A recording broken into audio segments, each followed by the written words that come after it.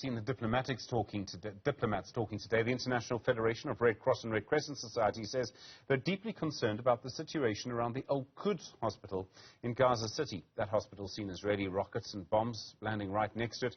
It also can't send out ambulances. At the same time, as you know, Israel's been accused of attacking health facilities and refugee camps in Gaza.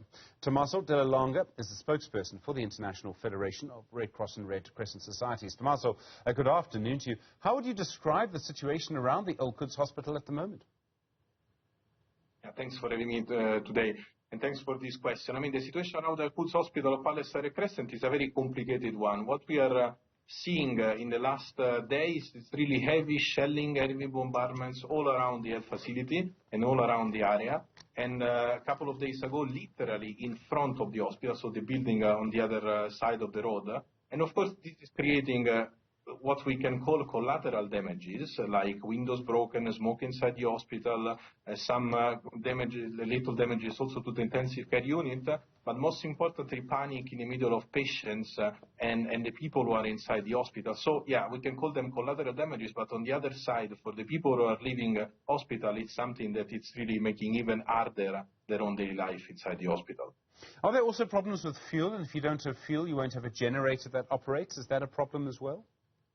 Yes, indeed. I mean, at the moment, after 4 weeks of this conflict, we are lacking almost everything. So we're talking about medicine, medical equipment, and as you correctly pointed out, fuel. And in Gaza, fuel is a life-saving item because without fuel, you will not have generators, so then you will not have electricity. And of course, when we are talking about infants in incubators or patients in intensive care unit or patients who need oxygen, fuel, I mean, electricity, it's critical, and this is why it's really a life-saving item at the moment in Gaza.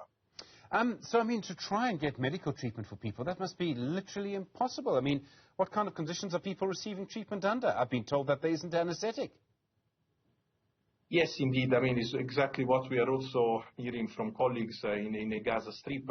And this is the situation. I mean, we're hearing about hospitals who are doing surgeries without anesthesia. We are speaking about patients, I don't know, with diabetes who doesn't have insulin. And of course, all this situation will just increase the more the conflict will go ahead. So this is why we are calling on all the parties for a humanitarian pause, or at least to have safe avenues where to be used to bring a humanitarian aid inside Gaza Strip. There's so many other things going on here. I mean, we have seen huge international condemnation for Israel's actions in this conflict.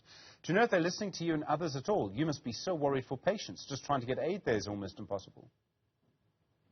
We're worried about patients, we're worried about our doctors and nurses, and we're worried for the civilians inside the Gaza Strip. The situation is simply not sustainable. We were used to say a couple of days ago that it was catastrophic. Now I would unfortunately use the word desperate, because we are talking about areas of Gaza that are completely cut off even from the few humanitarian aid entered from the southern border with Egypt, and this is of course a great matter of concern. So yeah, I mean we have been repeating the same calls to all the parties to respect healthcare workers, to respect hospital, to respect civilians, which is a legal and moral obligation. I have to admit with you that I'm kind of lacking and running out of words to describe the situation, which is really unacceptable.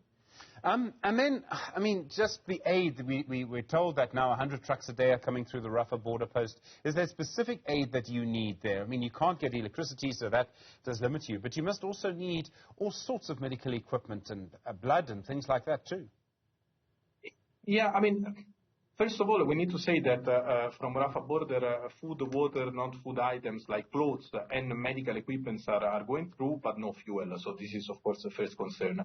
Second is also that in the last days, the Rafah border was closed, has been closed for a while, and also the amount of humanitarian aid that is entering is not enough. It's really less than a drop in the ocean. You have to think about the fact that before the conflict, in Gaza Strip, they were entering more than 500 trucks per day, also with commercial items, of course, and also with fuel. Nowadays, after, I would say, 10 or 11 days that the Rafah border has been open, we're talking about in total probably 600 trucks, 700 trucks. So these already give you a number of the humanitarian entering. And of course, before the conflict, the needs were not so great as now. So the call here is really to have the border always open and to have a faster procedure and a continuous flow of humanitarian inside Gaza, and also to have safe and unhindered access, a safe space where to operate. If we are not able, for instance, to reach Al-Quds hospital in the north, bringing medicine, of course, is a big problem.